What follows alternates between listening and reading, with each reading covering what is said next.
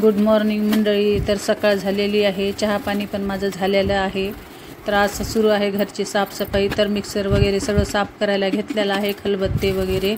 कारण आता उद्यापासून, आज आहे संडेचा दिवस, तर उद्यापासून श्रावण महिना सुरू आहे आणि आपले हात वगैरे लागलेले असतात नॉनव्हेजचे, तर एकदम सगळं क्लीन करून मस्त स्वच्छतेने उपवास धरायचे आहेत. आता श्रावण महिन्याची पूजा वगैरे करणं, ठेवणं, त्याच्यामुळं आज खूप साफसफाई झालेली आहे.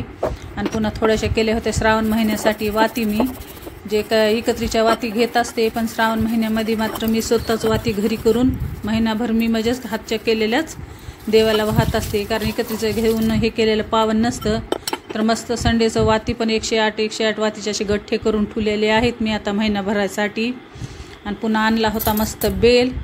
तर बेल पण साफ करून घ्यायचं आहे. आणि बेलमध्ये एक पण असं किडेले पान बिलकुल असं जाऊ द्यायचं नाही आपल्याला, मागून पुढून व्यवस्थित असा. आणि आमच्या इथं कसं इकत काहीच मिळत नाही पैसे देऊन. आता शेतामध्ये जाऊन आणलेला आहे, संडेचा दिवस आहे आणि सोमवारचं बेल तोडीत नसतात आणि त्या दिवशी वाहत नसतात, म्हणून संडेचंच बेल तोडून साफसफाई करून व्यवस्थित बघून. किडेला बेल बिलकुल चालत नाही, तर निवडून पानं असे घ्यावं लागतात.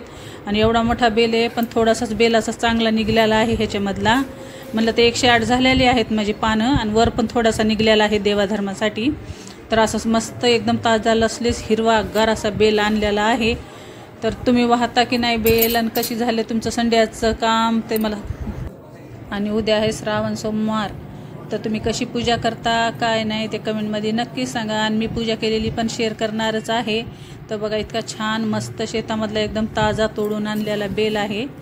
आणि आपण जे रेडीमेड बेल घेतो त्याचे 2-3 दिवस आधी तोडलेला असतं आणि आपल्याला देते. तर बिलकुल असा किडेला बेल घेतलेला नाही मी, एकदम फ्रेश आणि ताजा बेल आहे. तर भेटूया नेक्स्ट ब्लॉगमध्ये.